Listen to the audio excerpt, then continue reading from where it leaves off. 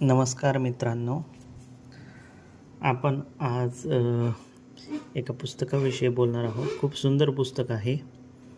त्याचं नाव आहे the one thing. हे पुस्तक गॅरी केलर यांनी लिहिलेलं आहे. पुस्तकानुसार तुमचं आयुष्य एकाच गोष्टीमुळे बदलू शकतं. तुम्हाला फक्त ती एक गोष्ट शोधावी लागते.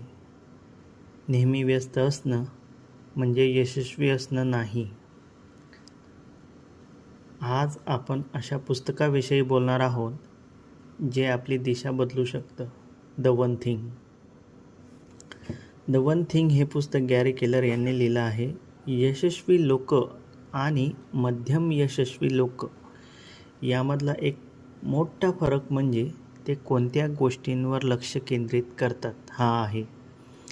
हे पुस्तक आपल्याला शिकवते की एकाच गोष्टीवर संपूर्ण लक्ष केंद्रित केल्यावर आपण अशक्य वाटणाऱ्या गोष्टी शक्य करू शकतो.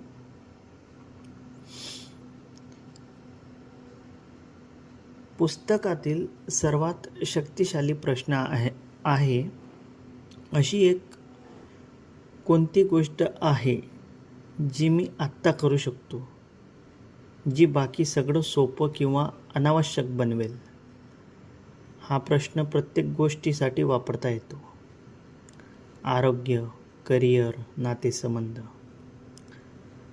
आपण अनेक गोष्टी एकत्र करत असल्याचा गर्व करतो, परंतु सत्य हे आहे की मल्टीटास्किंग आपली कार्यक्षमता कमी करते.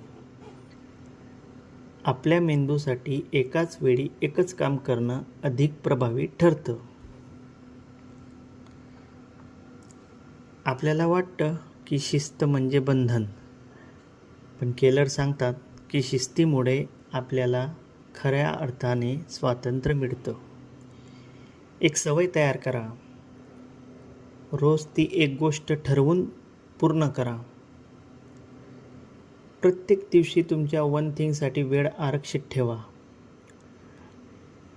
कोणीही डिस्टर्ब करू नये अशी अनइंटरप्टेड वेळ, जेथे फक्त ती एकच गोष्ट करा.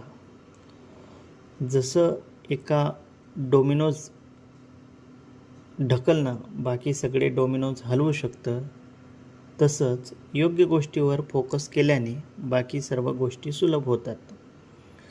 तुम्हाला डॉमिनो इफेक्टबद्दल माहिती असेलच.